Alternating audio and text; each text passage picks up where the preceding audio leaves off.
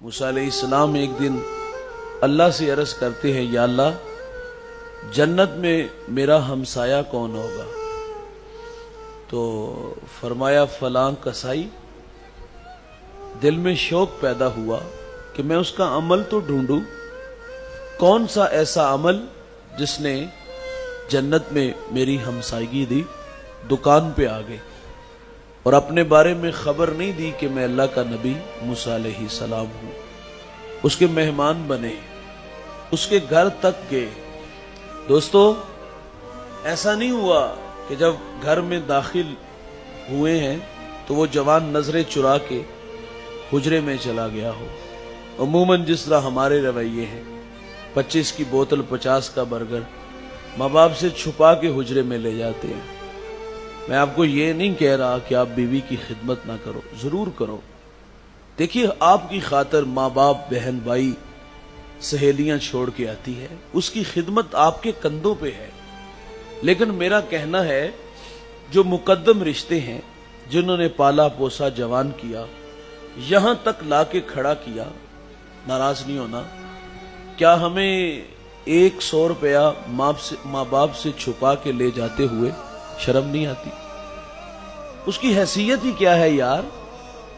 خیر، موسیٰ علیہ السلام فرماتے ہم گھر میں داخل ہوئے تو میں نے دیکھا کہ اس نے سب سے پہلا کام یہ کیا، لکڑیاں جمع کی، آگ جلائی اور اس پہ ہنڈیاں رکھی، اپنے ہاتھوں سے کھانا بنایا۔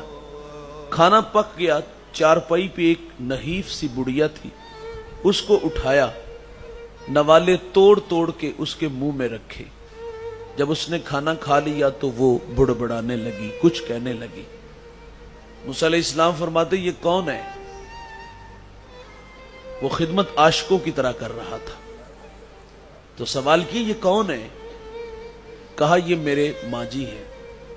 فرمایا یار یہ کچھ کہہ رہی ہیں؟ تو وہ زیر لب مسکرا دیا۔ اس نے کہا کہ میری ماں کہتی ہے اللہ جنت میں تمہیں موسیٰ علیہ السلام کا پڑوس عطا فرمائے۔ وہ کہتا بھائی جان مجھے آپ ہی بتاؤ، کہاں اللہ کے نبی موسیٰ علیہ السلام اور کہاں میں؟ تو موسیٰ علیہ السلام فرماتے میں تیرے سامنے کھڑا ہوں۔ خدمت نبی سے ملا رہی ہے بھائی، بہت بڑی دولت ہے۔ اور جوانوں، ان کی قدر ان کی زندگی میں کرو۔ مرنے کے بعد قبرستان جاتے تو جوتے اتار کے جاتے ہیں، پلٹتے ہیں تو الٹے قدم آتے ہیں۔ کاش کہ یہ ادب زندگی میں کیا ہوتا۔ مر گئے تو ختم کے موقع پر آدھے مرلے میں ہم پورے منڈی کے پھل لا کے رکھ دیتے ہیں، کاش کہ زندگی میں کھلائے ہوتے۔ زندگی میں قدر نہ کی، زندگی میں وقت نہ دیا، تو مرنے کے بعد قبرستان بھی گئے، الٹے قدم آئے۔ یہ ایک بار آتے ہیں، دوبارہ نہیں آئیں گے۔